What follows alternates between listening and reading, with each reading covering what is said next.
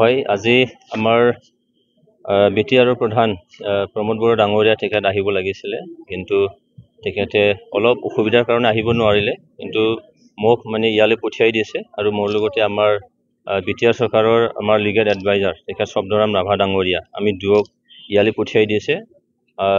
আমাৰ এই ভেৰগাঁও অঞ্চলৰ বা ভেৰগাঁও জিলাৰ অন্তৰ্গত বহুত এটা অনুষ্ঠানত আমি আজি আধাৰশিলা স্থাপন কৰিছোঁ তেখেতৰ হৈ, যে ইয়াত ডিমাকুছী আঞ্চলিক বাথৌ মহাসভা ইয়াৰ এটা আঞ্চলিক কমিটি আছে। ইয়াৰে আমাৰ এই দাৰগাহ সুবা চুকত যে বাথৌ থানচালি, এই থানচালিত আমাৰ BTR ফালৰ পৰা এটা ইনফ্ৰাষ্ট্ৰাকচাৰ ডেভেলপমেণ্টৰ ফালৰ পৰা 50 লাখৰ এটা অনুদান ইয়ালৈ দিয়া হৈছিলে।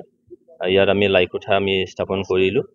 তো আশা ৰাখিছোঁ এইখিনি আমি খুব কম সময়ৰ ভিতৰত একদম সুন্দৰকৈ আমি নিশ্চয়কৈ নিৰ্মাণ কৰিম।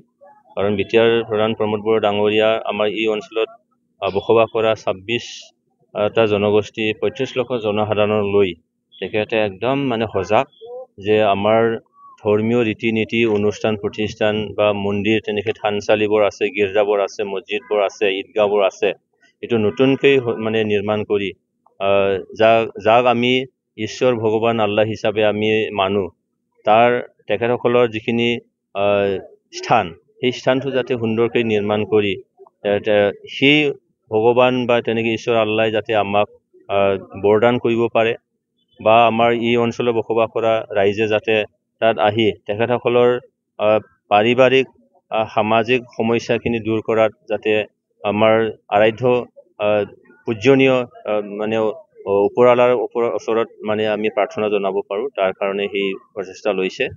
আৰু মই আশা ৰাখিছোঁ যে আজি খুব কম সময়ৰ ভিতৰতেই যিটো যেনেধৰণে চৰকাৰে কাম কৰিছে, এই ধৰণে যদি আমি কাম কৰোঁ তেতিয়াহ'লে আমাৰ এই অঞ্চলৰ সমস্যাখিনি আমি অতি সোনকালে নিশ্চয়কৈ দূৰ কৰিব পাৰিম।